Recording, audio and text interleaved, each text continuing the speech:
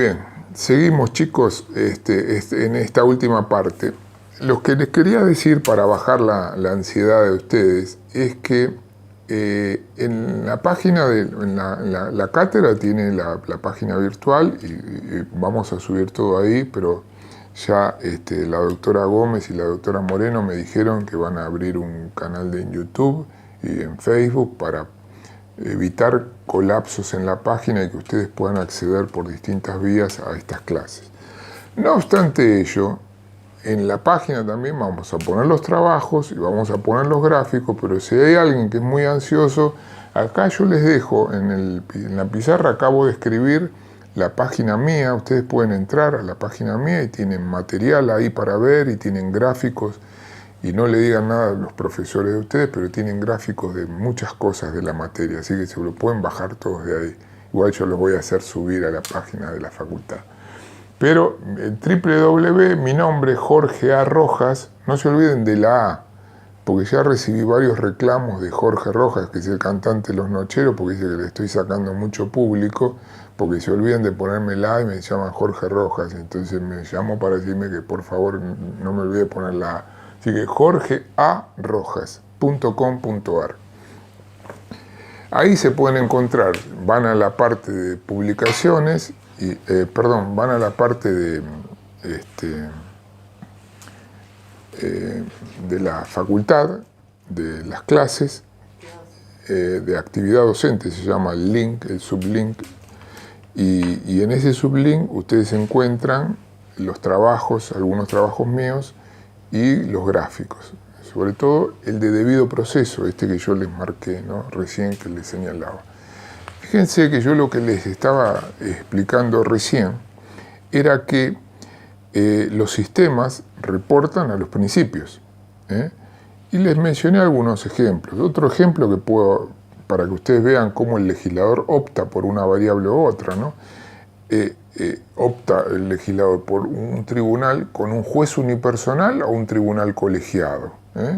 Y acá la justicia civil, comercial, federal contencioso administrativa, federal civil y comercial, laboral, todos tienen un juez unipersonal, los juzgados de primera instancia. Y de ahí se pasa a la Cámara de Apelaciones, en donde hay un tribunal que está dividido en salas, y las salas se integran por 3 jueces. Y este es un sistema de doble instancia. Paso de la primera a la segunda a través de un mecanismo que se llama recurso de apelación. Esas formas están diseñadas por el legislador. Porque el legislador de la provincia de Buenos Aires, para que ustedes vean esto como ejemplo, cuando diseñó la justicia del trabajo, la diseñó con tribunales de única instancia. Y a nadie se le ocurrió decir que el tribunal de única instancia, los juzgados laborales, los tribunales laborales de la provincia de Buenos Aires eran inconstitucionales. ¿Por qué? Porque en el ámbito que no es penal, la doble instancia no tiene todavía la jerarquía constitucional que se le dio en el ámbito penal. Hasta que algún día, tal vez por alguna interpretación de la Corte, se le dé a la doble instancia la jerarquía de principio constitucional. ¿Por qué? Porque así como se le dio a la jerarquía al ámbito penal a partir del caso Giroldi, de la década de los 90, en donde se resolvió por lo que dispone el artículo 8 de la Convención Americana de Derechos Humanos, en el inciso 2, en el apartado H, que aquel que es imputado a un delito tiene la posibilidad de pedir la revisión de lo decidido, está hablando de una doble instancia, ahí sí tiene jerarquía constitucional. Pero en el ámbito civil, o civil, comercial, laboral, es decir, en el ámbito no penal, la Corte todavía no le reconoció a la doble instancia jerarquía constitucional.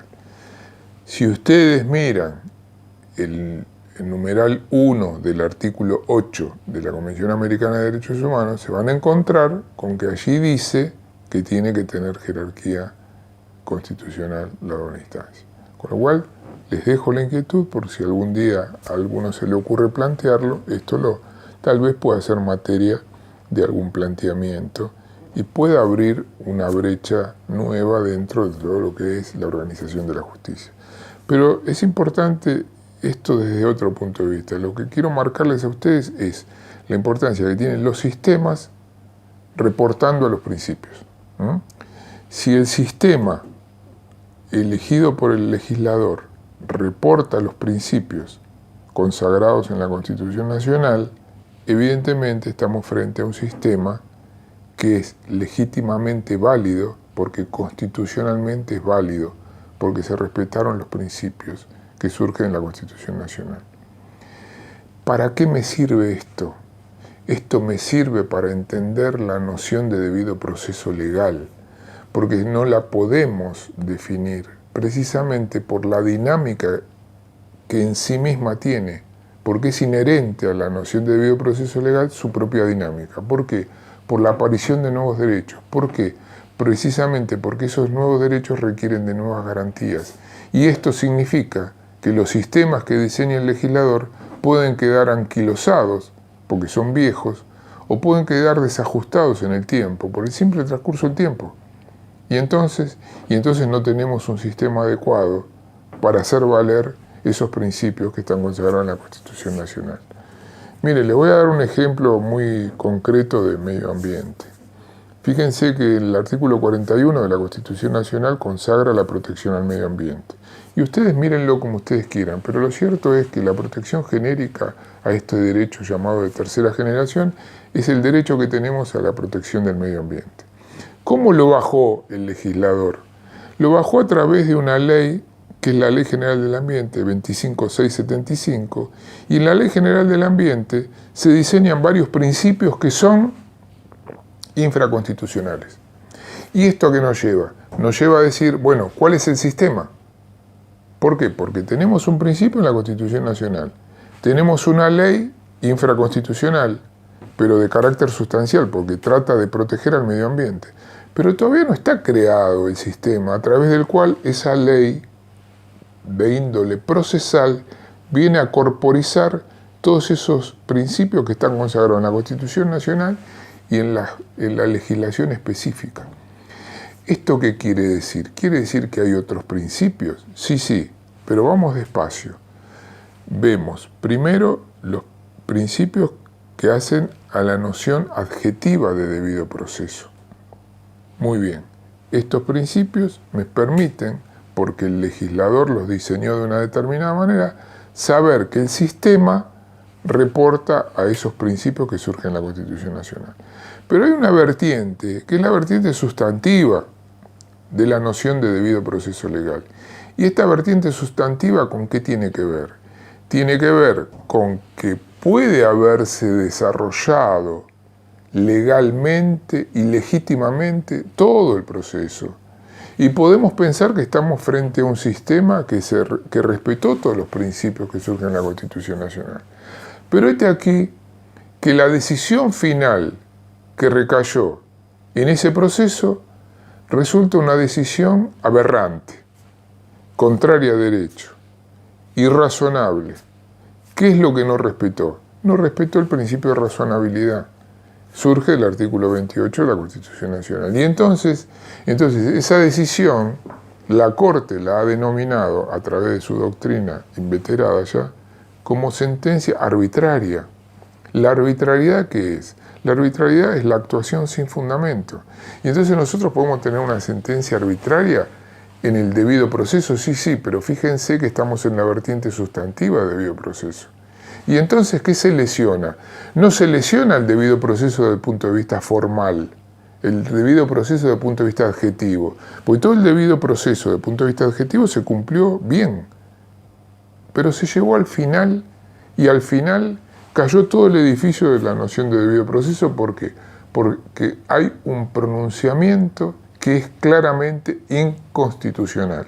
¿Por qué? Por arbitrario. ¿Por qué? Por carecer de fundamento. ¿Por qué? Porque viola el principio consagrado en el artículo 28 de la Constitución Nacional, que es el principio de razonabilidad.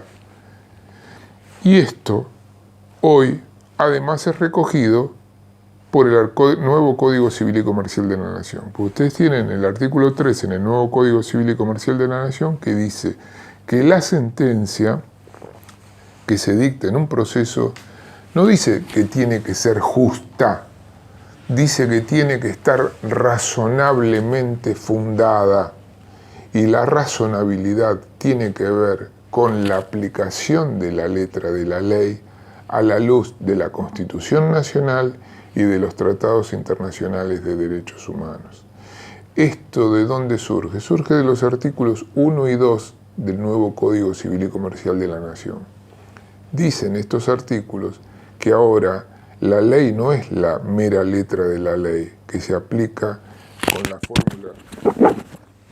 Perdón, se me cayó nuevamente el micrófono, pero yo sé que ustedes me van a escuchar. No se aplica únicamente la letra de la ley por lo que la ley dice, sino que ahora, cuando el juez aplica la letra de la ley, lleva a cabo una operación que Couture denominó en la época en donde lo único que hacíamos era el control de constitucionalidad, operación de subsunción jurídica. ¿En qué consiste la operación de subsunción jurídica? Consiste en fijar los hechos del proceso. ¿Qué quiere decir fijar los hechos del proceso? Quiere decir qué hechos yo, juez, tengo por ciertos en el proceso, porque los tengo por acreditados, porque están probados. Entonces, todos estos hechos yo los tengo por probados. 1, 2, 3, 4, están probados. Esos hechos, para hacer la operación de subsunción jurídica, los tengo que elevar y sumergirlos dentro del plexo jurídico que es abstracto. ¿Por qué? Porque la ley no dice que cuando Juan lo embistió con su auto a Pedro, lo tiene que indemnizar. La ley dice, consagra el principio nem mene ladere, o sea, nadie le tiene que ocasionar un daño a otro, y si le ocasiona un daño lo tiene que indemnizar. Entonces lo que tenemos que hacer es ver cómo esos hechos los metemos adentro de esa norma que es abstracta. Porque si los metemos adentro de esa norma abstracta, una vez insertos esa norma abstracta, lo que tenemos que hacer es controlar que no haya una violación por la aplicación de esa norma y por el reconocimiento de los hechos que se acreditaron a los principios que surgen de la Constitución Nacional y de los tratados internacionales. Y este es no solamente el control de constitucionalidad, sino además el control de convencionalidad. Artículo 1 y 2 del nuevo Código Civil y Comercial de la Nación. Y el 3 dice que de esa operación, que nosotros traemos a cuento lo que decía Couture a mediados del siglo pasado, la relación que existía entre la Constitución y la ley, que nosotros ahora ¿qué decimos? Es la relación que existe entre los principios y los sistemas. ¿Por qué? Porque nosotros estamos trabajando con los sistemas, porque nosotros estamos trabajando con los principios también, pero a través de los sistemas, porque nosotros estudiamos las formas, el carácter adjetivo de todas las actuaciones que se desarrollan en el proceso. Y todo ese carácter adjetivo que se desarrolla procesalmente, ¿qué me permite hacer? Me permite hacer actuar la voluntad de la ley sustancial. Y cuando yo hago actuar la voluntad de la ley sustancial, ¿qué tengo que tener en cuenta?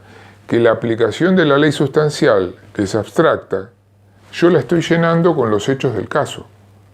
Pero ahora requiero controlar que la aplicación de la ley abstracta, llenándola con los hechos del caso, se compadezca con los principios que surgen de la Constitución Nacional y de los tratados internacionales.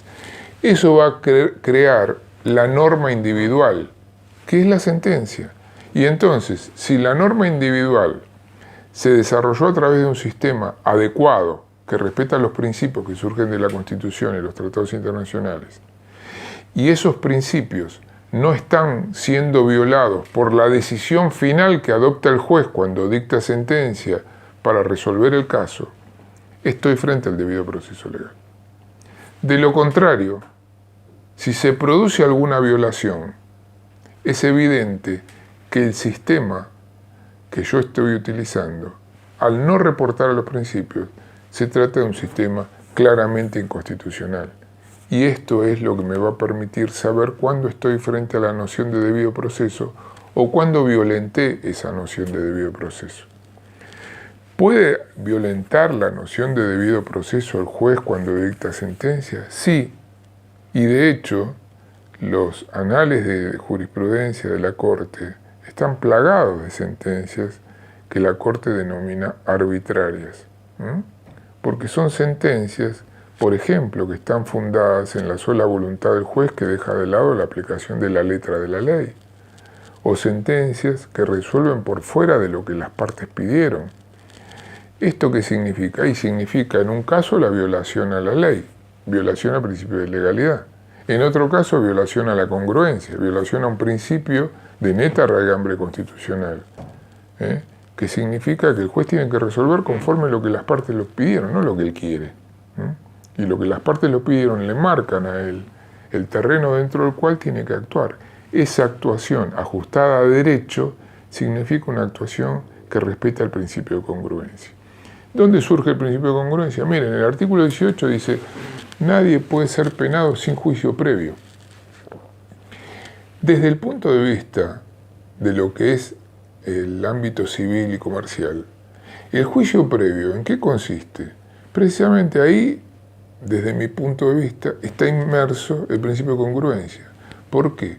Porque es el juicio de valor que hace la jurisdicción, el juicio de valor que hace el juez cuando dicta sentencia, cuando evalúa los hechos del caso, cuando evalúa la prueba producida, cuando sabe que la norma que tiene que aplicar es tal o cual, cuando sabe que esa norma respeta los principios que surgen de la Constitución y de los tratados internacionales, y crea la norma individual.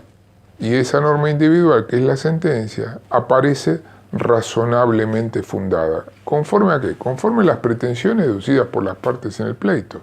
Ese juicio previo es el juicio de valor que hace la jurisdicción para saber cuál de las dos posiciones en el pleito es la correcta o verdadera. Y fíjense lo que dice el Código Procesal. De acuerdo con las reglas de la sana crítica, esa es la evaluación que tiene que hacer, conforme al artículo 386 del Código Procesal, el juez cuando dicta sentencia. De acuerdo con las reglas de la sana crítica. ¿Qué quiere decir la regla de la sana crítica? Más allá que ustedes lo van a estudiar ya en el curso, lo vamos a ver mucho más adelante esto, cuando hablemos de prueba y cuando hablemos de la valoración de la prueba. Sana crítica quiere decir, en una de sus acepciones, libre de error o de vicio. Libre de error o de vicio significa que el juez llegó a esa conclusión dejando de lado cualquier tipo de error en lo que pudo haber incurrido. Es decir, no hay errores. Y tampoco hay vicios. ¿Por qué? Porque respetó la letra de la ley a través de un sistema que resulta adecuado para respetar los principios que surgen de la Constitución Nacional y de los tratados internacionales. Es decir, no hay vicios de juzgamiento. Entonces, cuando nosotros estudiemos recursos, en los recursos vamos a estudiar que las reglas para poder recurrir es que se puede recurrir a través de un recurso, el clásico recurso de apelación, cuando existen vicios de juzgamiento o de procedimiento. De procedimiento en la construcción de la sentencia y de juzgamiento para la conformación de la sentencia a partir de la evaluación de los hechos y el derecho aplicable. Fíjense que cuando estudiemos recursos, seguramente, si voy yo, lo daré yo, si va alguno de los profesores adjuntos, seguramente lo dará alguno de los profesores adjuntos.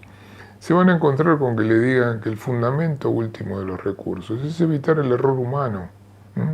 El fundamento de la apelación es evitar el error humano. Y esto que les estoy tratando de explicar tiene que ver precisamente con eso. Cuando yo resuelvo este juicio previo de valor que hago, lo hago libre de error o de vicios. No me equivoco, no erro y no está viciado mi razonamiento. Esto tiene que ver con lo que cuando estudiemos recursos vamos a ver que son los vicios de juzgamiento. ¿Por qué? Porque el vicio puede estar en alguno de los dos siguientes lugares. O el juez se equivoca en la fijación de los hechos, o el juez se equivoca en la aplicación del derecho. Y esto es el fundamento de los recursos. Sí, es el fundamento de los recursos. Pero esto vendría a ser un paso siguiente a la noción de debido proceso, porque partimos de la base de que el proceso se desarrolló legalmente, de que hay una sentencia que es legítima, pero que el juez falló en la sentencia porque se equivocó, erró. Y entonces el sistema que nosotros tenemos creado, que es un sistema de doble instancia, a mí me permite corregir el error por vía de apelación. todavía estoy dentro de la órbita de lo que sería razonable, todavía estoy dentro de la órbita de lo que sería razonable. La irrazonabilidad, ¿qué es entonces? La irrazonabilidad que hace a la lesión del debido proceso legal es el dictado de una sentencia que carece de fundamentos. Y entonces la estructura del debido proceso legal se me cae. ¿Por qué? Porque se desarrolló, desde el punto de vista formal, bien, pero al final con un pronunciamiento que lesiona el debido proceso legal porque rompe con la estructura que corresponde observar para el dictado de una sentencia. Cuando la Corte Nacional habla de sentencias arbitrarias, dice la Corte, la arbitrariedad de la sentencia es la que lesiona, porque no hay una definición de sentencia arbitraria. Entonces, ¿cómo hace la Corte? La tenemos que caracterizar de alguna manera. Y entonces, los autores que desarrollan estos temas desarrollan distintos tipos de clasificaciones que tienen en cuenta el desenvolvimiento de la doctrina de la Corte para interpretar cuándo una sentencia es arbitraria. Y entonces dicen, es arbitraria cuando el juez deja de lado prueba conducente, es arbitraria cuando no aplica la ley, es arbitraria cuando se excede en la aplicación de la ley, es arbitraria cuando viola la congruencia, etcétera, etcétera. Y hay un montón de causales. Este montón de causales, de alguna manera Carriola sintetizó con la violación un trípode básico que es la violación al derecho de propiedad, la violación a la noción de debido proceso legal y la violación a un adecuado servicio de administración de justicia. Porque si nosotros vamos a la justicia para resolver un conflicto, es evidente que lo que pretendemos es la resolución razonable del conflicto, no cualquier decisión. Y entonces cuando estamos dentro de la órbita, que la decisión es cualquier cosa, estamos frente a la órbita, estamos dentro de la órbita de la arbitrariedad. Y esto que lesiona el debido proceso legal. Entonces fíjense que, y con esto de alguna manera quiero concluir y les agradezco la atención y espero haber sido útil y además también estoy a disposición de ustedes si quieren consultarme por vía de mail y demás. En la página también se encuentra el mail. Más allá que sé que en la página virtual de la facultad está, de la siguiente manera. Si yo estoy frente a un animal que tiene bigotes de gato, pelaje de gato, cola de gato, ojos de gato, orejas de gato, evidentemente voy a concluir que estoy frente a un gato. ¿Por qué les pongo este ejemplo? Les pongo este ejemplo porque si yo estoy frente a un proceso en donde el sistema creado por el legislador respeta los principios que surgen de la Constitución Nacional, porque dentro de ese sistema no hay ninguna violación a ningún principio de orden constitucional o convencional.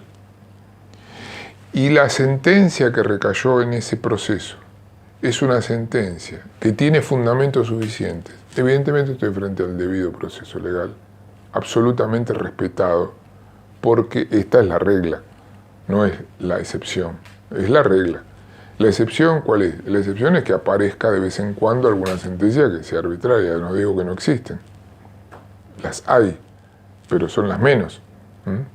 Y entonces, cuando ese sistema que creó el legislador viola alguno de esos principios, automáticamente en el sistema va a surgir la alarma suficiente como para que yo advierta la violación esta y plantee eventualmente la violación de índole constitucional que se pudo haber producido dentro del desarrollo del proceso.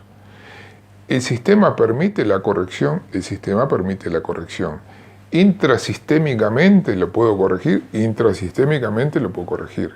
¿Cuándo no puedo corregirlo? Cuando evidentemente tengo al final el resultado que es cualquier cosa, que es una sentencia de la familia de las que la Corte denominó arbitrarias.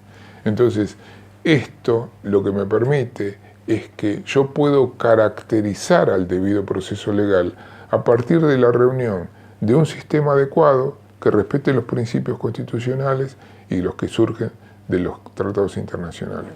Porque ¿qué cosa es un principio? Más allá de la definición que dimos, el principio en una visión aristotélica, es el que me marca un punto de partida para algo que voy a desarrollar. Y entonces ustedes me pueden decir, ¿pero surgen de la Constitución Nacional y los tratados internacionales? Sí, pero esos están positivizados, le voy a agregar yo. ¿Y hay otros principios? Sí, hay algunos que no encuentran positivización en la letra de la ley, pero son principios que están universalmente aceptados. Y entonces yo los tengo que observar en el proceso, claro que los tengo que observar en el proceso. Por ejemplo, el principio pro actione, es decir, yo tengo que resguardar el desarrollo del proceso. El principio del buen padre de familia, ¿en dónde está la norma que dice quién es buen padre de familia? El principio del buen hombre de negocio, ¿dónde hay una norma que me habla del buen hombre de negocios? Y como esos muchos principios que aparecen universalmente reconocidos, pero que tal vez no estén positivizados. Y yo esos principios, ¿cómo los llamo? Esos principios los llamo principios generales, que tienen una raíz hondamente hermenéutica. Ustedes ven que esos principios vienen como una especie de apoyo o muleta de apoyo para ayudar al intérprete a interpretar adecuadamente una determinada situación. Esos principios que vienen como una muleta de apoyo para que el intérprete tenga un basamento para decidir algo, porque le falta, porque la ley no es clara, porque aparece una laguna que la tiene que llenar con estos principios. ¿Qué me permite advertir? Me permite advertir que el derecho es mucho más que la ley. Por eso les decía que estamos frente a un nuevo estado de derecho constitucional, porque ya no puede haber lagunas. Cuando aparece una laguna, aparece un principio que la viene a llenar. Y mientras aplico la ley, la aplico de una determinada manera, el principio lo tengo que ponderar para saber si lo aplico o no lo aplico, porque puede haber dos principios en juego. Y entonces puede estar el principio de la tutela efectiva inmediata con el principio de igualdad de las partes ante la jurisdicción en juego. Y entonces, ¿qué hago? Tengo que ponderar qué es lo más importante para resolver la situación, para brindar una tutela efectiva inmediata, sin lesionar a la otra parte en su derecho a igualdad. Con lo cual puedo diferir el derecho a la igualdad para dejarlo para otro momento, para que la parte pueda defenderse y entonces brindar la tutela efectiva inmediata apenas aparezca el inconveniente. Entonces, cuando yo hablo de principios y estoy diciendo que marcan un rumbo, son un punto de partida en la visión clásica aristotélica, lo que les estoy señalando es que esos son los principios fundamentales, son fundantes porque sirven para fundar un determinado ordenamiento. Los otros tienen un carácter hermenéutico. El principio non bis in idem, el principio de buen padre de familia, el principio pro actione, el principio pro persona, el principio favor debilis, el principio favor debitoris, todos principios que pueden no estar consagrados en la letra de la ley, pero que me sirven como una herramienta interpretativa para resolver una determinada situación. A su vez, es importante tener en cuenta que el legislador puede crear algunos principios. Y estos principios ya directamente son principios de carácter operativo, que yo los tengo que respetar porque el legislador los pone dentro de la ley sustancial. Y estos principios específicos dentro de la ley sustancial me marcan como legislador procesal el diseño de un sistema del cual no me puedo apartar. ¿Y por qué los traigo a colación? Porque acá van a encontrarse un gráfico mío que está en la página. Tenemos los principios fundantes, que son los fundamentales que surgen en la Constitución Nacional y los tratados internacionales. Los principios generales, que tienen una raíz hermenéutica, que surgen de lo que podríamos denominar ius cogens, que es el derecho consuetudinario, porque vienen reconocidos mundialmente. Pero debajo de esos, de los principios fundantes, que tienen para arriba la línea que indica los principios generales, para abajo están los principios específicos, que son los operativos dentro de un determinado ordenamiento, que me los marcó el legislador en la ley sustancial. Y entonces la ley procesal no se puede apartar de esos principios. Les doy un ejemplo, el principio precautorio en materia de derecho ambiental. ¿Cómo lo hago cobrar vida? En un sistema que respete al principio precautorio. Pero algo mucho más específico ahora. Por ejemplo, el Código Civil y Comercial de la Nación, específicamente para el proceso de familia, trae principios que son específicos, que son Por ejemplo, el principio de inmediación y el principio de oralidad. Yo no puedo diseñar un sistema que viole lo que me mandó el legislador sustancial a observar. Principio de inmediación y principio de oralidad. Son principios. En nuestra concepción, ninguno de los dos son principios, son sistemas. Pero ahora es el legislador sustancial en que lo elevó al rango de principio. ¿Por qué? Porque me dice, si usted va a diseñar un proceso de familia, dentro del proceso de familia, usted tiene que observar el principio de inmediación y el principio de oralidad. ¿Y por qué yo digo que es un sistema? Porque la inmediación tiene una contracara, que es la delegación.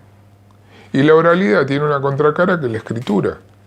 Pero dentro de lo que son sistemas, ahora tienen la envergadura de principio, porque el legislador sustancial me lo mandó a observar.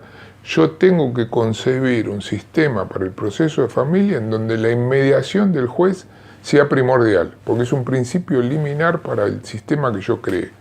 Pero además tengo que crear un sistema para el proceso de familia en donde prime la oralidad, porque el legislador sustancial me lo marcó. Ustedes ven cómo se crea un principio a través de la legislación sustancial. Y entonces los principios tenemos que dividirlos en tres partes. Los fundantes, que surgen de la Constitución o los tratados internacionales, lo que tiene una raíz hermenéutica, que son los generales, y para abajo los específicos, que vienen puestos por el legislador sustancial, al cual yo los tengo que acatar. Más allá que nuestra concepción sean sistemas, ahora se ha elevado a la envergadura de principios. No puede haber un sistema para el proceso de familia en donde no haya inmediación del juez. Tiene que haber inmediación del juez porque lo manda la ley sustancial. No puede haber un proceso de familia que no sea oral porque lo manda la ley sustancial. Estos ejemplos vienen a cuento para que ustedes puedan entender cómo se va ampliando el concepto de la noción de principios, no solamente en el tiempo, sino a través de los usos y costumbres que forman, en definitiva, nuestra cultura. Hoy estamos todos volcados al desarrollo de un proceso de carácter oral, con un código viejo que sigue la línea del proceso escriturario. Pero que ustedes saben que en todo el país precisamente está trabajándose en la reforma procesal para implementar la oralidad. Miren, por el tiempo que se cumplió, creo que estamos dentro del plazo de la hora y media de clase. Espero haber sido útil para ustedes. Quedo a disposición de todos y les agradezco. Y por favor les pido que se cuiden mucho. Muchas gracias.